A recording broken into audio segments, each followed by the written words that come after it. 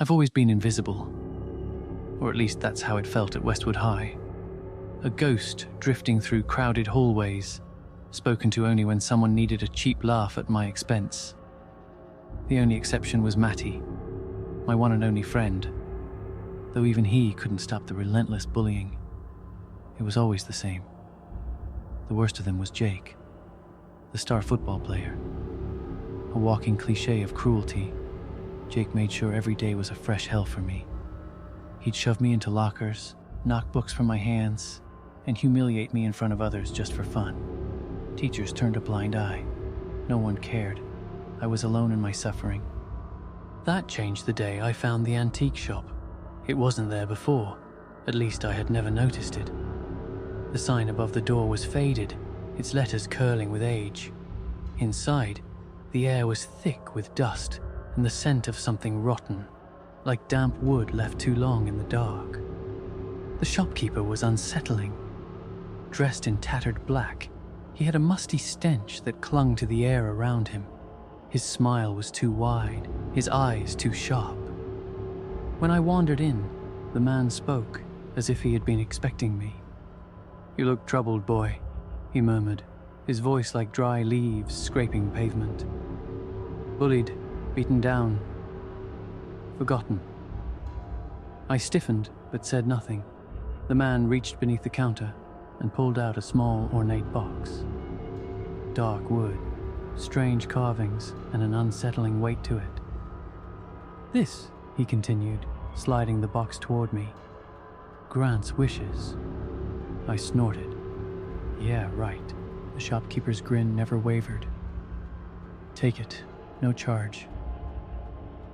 I hesitated, but took the box. The wood was cool against my palms.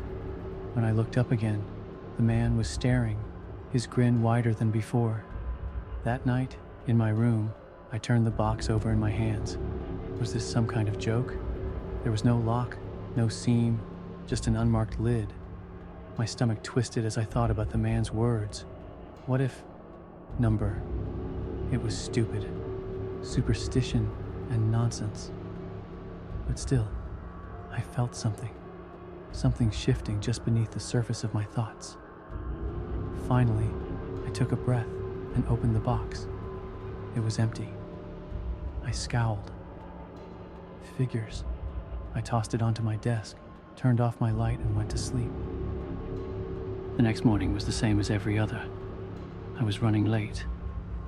My bag half zipped, my shoes barely on. I raced for the door.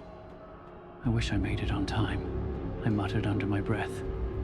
The bus screeched to a stop the moment I stepped outside. I paused. Coincidence, I told myself. Nothing more. But then it happened again. And again. Later that day, Jake found me by the lockers. "Hey, loser," he sneered, shoving me against the metal. "You ever gonna stop being such a little freak?"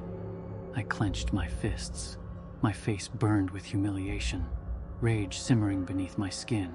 I wished, deep down, without even meaning to, that it would just stop, that Jake would just disappear. That night, I heard the sirens. The next morning, the school was abuzz with whispers. Jake had been hit by a car, crushed, broken, gone. My blood ran cold. It was the box. It had to be. My stomach twisted with a sick, creeping dread. I needed to get rid of it, to return it. I ran back to the antique shop, but it wasn't there. Where the storefront had been, there was nothing but an abandoned lot, dust swirling in the air. Only a single weathered sign remained, nailed to the doorframe of a place that no longer existed. "Be careful what you wish for."